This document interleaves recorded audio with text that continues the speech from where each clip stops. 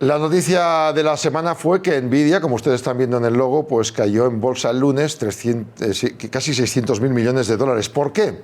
Pues porque se ha producido algo importantísimo, que es que se haya creado una plataforma en China, que dijeron que empezaba siendo una copia más barata, y que el ChatGPT y los chips de Nvidia, pues igual no serían tan valorados a nivel internacional, aunque hay matices, porque según he escuchado por ahí, también los chinos necesitan para su inteligencia artificial chips de Nvidia. Pero bueno, vamos a ver en qué consiste esa batalla que se está produciendo, que hasta el propio Donald Trump, el presidente de Estados Unidos, hace unas horas ha intercedido y ha dicho que va a apoyar a las empresas americanas para liderar, porque tiene, dice él, a los mejores profesionales del mundo. El profesor de BS Business School y experto en Gartner es Martín Piqueras. Martín, buenas tardes. Buenas tardes, ¿cómo estás? Algo ha pasado ahí para que Donald Trump, recién llegado a la Casa Blanca, diga, cuidado que aquí tenemos a los mejores y os voy a apoyar. ¿Ha sido muy gordo lo de esta semana? Ha sido bastante gordo y en realidad es una buena noticia. Es una muy buena noticia. Que haya competencia, que haya variedad, que haya alternativas, eso es siempre una buena noticia. Yo diría que tiene tres matices importantes a tener en cuenta.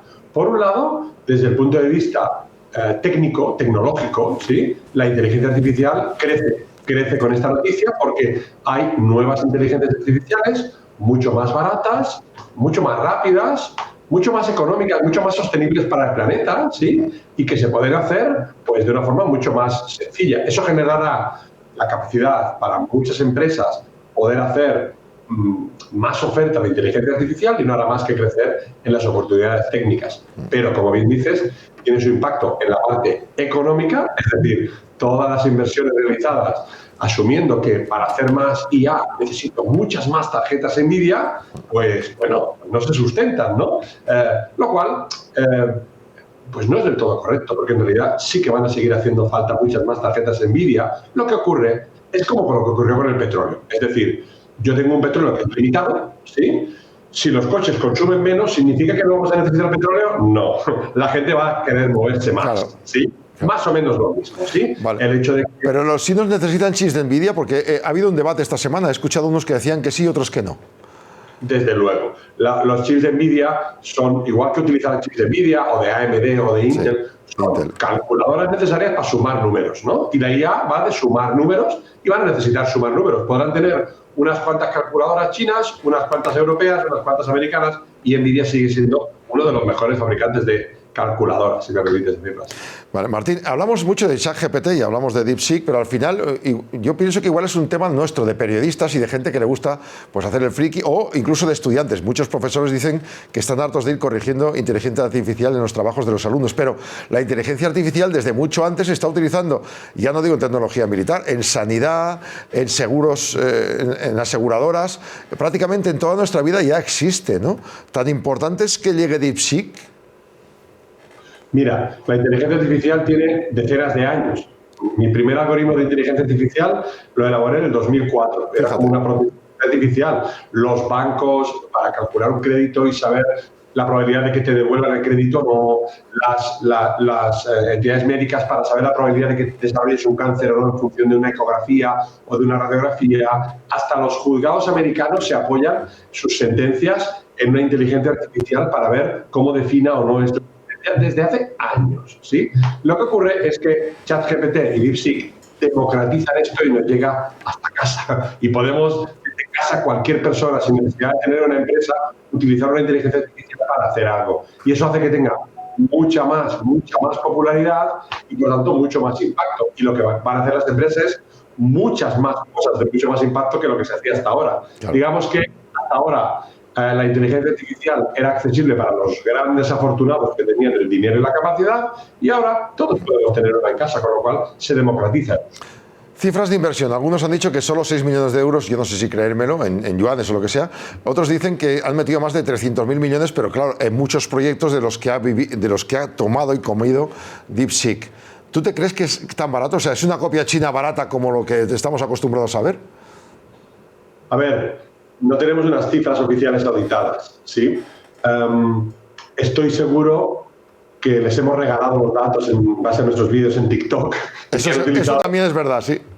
Han utilizado, les hemos regalado los datos, son gratis, los han obtenido gratis, no han tenido que ir a buscarlo. Claro. Eso, claro, si es regalado, es mucho más económico y mucho más fácil, evidentemente. Entonces, 6 millones o 60 no importa tanto como el orden de magnitud. Es decir, se demuestra que hay modelos que se pueden entrenar en inteligencias artificiales con un coste mucho más reducido y con menos fuerza bruta, ¿sí?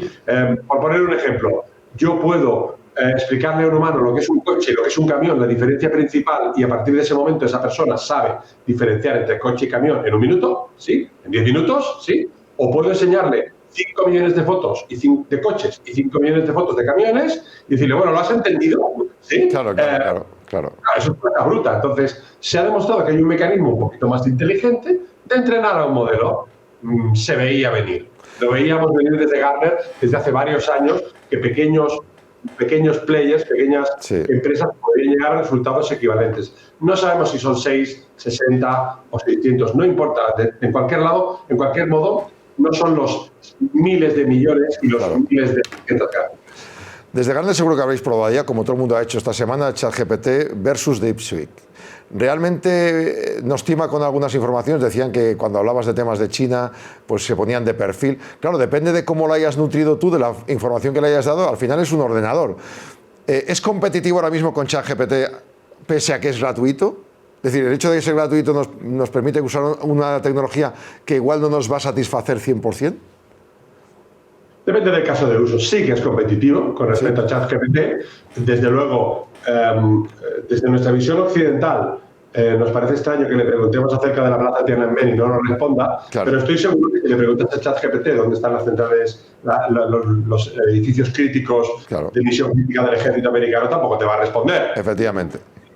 Cabería pensar. Todo que estas tecnologías son persuadibles y se las puede persuadir. Por ejemplo, esta mañana una persona le preguntaba, oye, asumiendo que el presidente de China fuese Pepe, ¿es Pepe un dictador? Y dice, hombre, asumiendo eso, parece que sí, ¿no? Entonces, y luego le dices, oye, ¿es Xi Jinping un dictador? Y dice, y ya te contesta en inglés y te dice, no estoy programado para ello, ¿no? Con lo cual, va a haber sesgos introducidos por razones políticas o económicas o tecnológicas en cualquier algoritmo. Lo importante es que sepamos muy bien para qué utilizamos cada algoritmo y qué hacemos con él.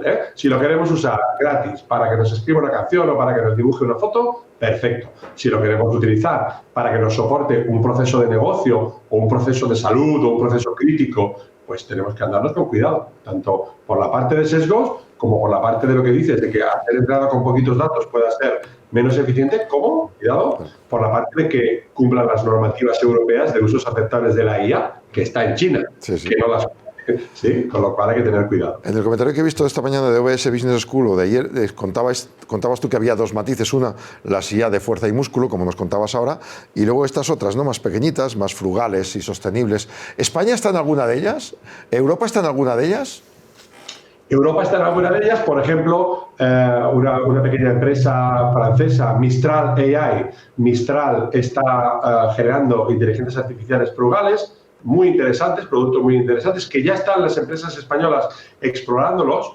Y aunque España ha desarrollado un modelo esta semana que también quizás estaría entre medio de ambos, este nuevo paradigma abre una puerta para que podamos meternos. Es decir, este nuevo paradigma abre una puerta para que incluso empresas privadas se pudieran meter a generar su propio modelo, porque es un paradigma de entrenamiento mucho más reducido y más económico. Así que seguro que estamos en Europa, ya hay empresas que lo están haciendo y desde luego es uno de los futuros. No quisiera yo que quedara el mensaje de que esto se va a comer a la fuerza bruta, porque la fuerza bruta va a ser necesaria para ciertas cosas. Por ejemplo, calcular la predicción meteorológica en todo el planeta para un año vista es un cálculo brutal para el cual va a hacer falta fuerza bruta. Ahora, que me digas, que me escribas una pequeña poesía para cantarle una nana a mi hijo, no necesita fuerza bruta. Claro. Lo que hace falta es energía bruta a la bestia, porque todo esto al final son megas, gigas, consumen energía, ¿no? Estamos jugueteando y estamos pagando una pasta en luz en todo el mundo. Ya sé que eso no nos atañe a los expertos en IA, pero me parece a mí desde lejos eso, ¿no? Absolutamente. Desde Gartner tenemos una predicción y es que para el año 2027 algunas empresas van a crearse su propia red eléctrica, porque no va a haber energía. Microsoft ya ha comprado una central nuclear en Estados Unidos, que estaba a punto de ser desmantelada, para autoabastecerse. No será extraño ver empresas que crean su propio centro de energía para poder abastecerse. Consume muchísimo, por eso es muy importante desde un punto de vista de sostenibilidad tener opciones frugales, opciones, no les quiero llamar de bajo coste, porque de bajo coste parece como que vaya a ser de plastiquillo. Sí, El resultado es bueno, ¿no? A veces no es más rico el que más tiene, sino el que menos necesita, y en este caso estamos hablando de eso. En efecto. Pues te agradezco mucho el comentario y que nos hayas dado un poco más de luz a este asunto que esta semana nos llevaba, hemos estado comentándolo toda la semana. Martín Piqueras, profesor de OBS Business School y experto en Gartner. Gracias y hasta la próxima. Muchas gracias, buenas tardes.